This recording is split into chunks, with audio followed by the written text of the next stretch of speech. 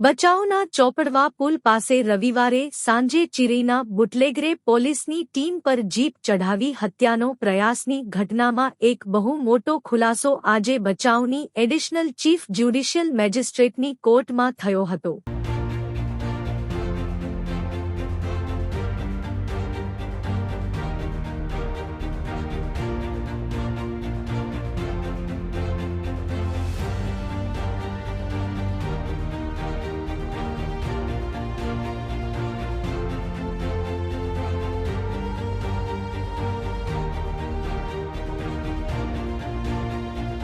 અને પોલીસની જે ટીમ્સના અલગ અલગ જે વ્હીકલ્સ હતા